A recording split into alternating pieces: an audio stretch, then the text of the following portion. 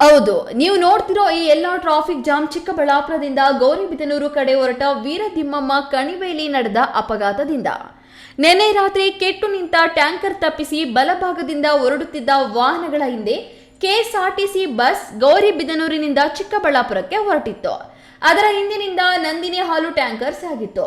ಅದರ ಹಿಂದೆ ತಮಿಳುನಾಡು ಮೂಲದ ಲಾರಿಯೊಂದು ವೇಗವಾಗಿ ಸಾಗಿ ಸಾರಿಗೆ ಬಸ್ಗೆ ಸೈಡ್ ಹೊಡೆದು ಮುಂದಕ್ಕೆ ಹೋಗುವ ಆತುರದಲ್ಲಿ ನಂದಿನಿ ಹಾಲು ಟ್ಯಾಂಕರ್ಗೆ ಹೊಡೆದ ಪರಿಣಾಮ ಎರಡೂ ವಾಹನಗಳಿಗೆ ಹಿಂದೆ ಮುಂದೆ ನಜ್ಜುಗುಜ್ಜಾಗಿದೆ.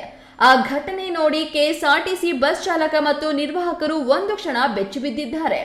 ಅಪಘಾತ 1 ನಿಮಿಷದ ಹಿಂದೆಯೇ ನಡೆದಿದ್ರೆ ಬಸ್ಸಿನಲ್ಲಿದ್ದ ಎಲ್ಲಾ ಪ್ರಯಾಣಿಕರು ಜೀವ ಕಳೆದುಕೊಳ್ಳುತ್ತಿದ್ರು. ದೇವರು ದೊಡ್ಡೋನು ಎಂದು ಅವರು ನಿಟ್ಟುಸಿರು ಬಿಟ್ಟಿದ್ದಾರೆ. ನಮ್ದು ಚಿಕ್ಕಬಳ್ಳಾಪುರದಿಂದ ಗೋವಿಂದ ಹೋಗ್ತಾ ಇದ್ವಿ.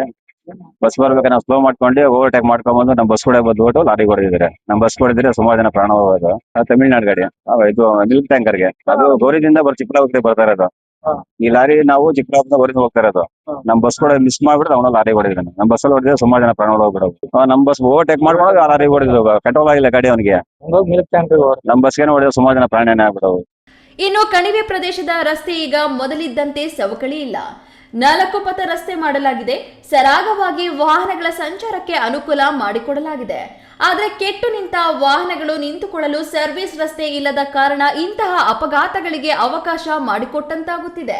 ಇದಕ್ಕೆ ಏನಾದರೂ ಪರಿಹಾರ ಹುಡುಕದಿದ್ರೆ ಇಷ್ಟೆಲ್ಲ ದೊಡ್ಡ ರಸ್ತೆ ಮಾಡಿಯೂ ಪ್ರಯೋಜನ ಇಲ್ಲದಂತಾಗುತ್ತದೆ. ಕ್ಯಾಮರಾ ಪರ್ಸನ್ ಅಖಿಲ್ ಜೊತೆ ಕೆಎಸ್ ನಾರಾಯಣಸ್ವಾಮಿ, ಈ ನ್ಯೂಸ್ ಟಿವಿ, ಚಿಕ್ಕಬಳ್ಳಾಪುರ.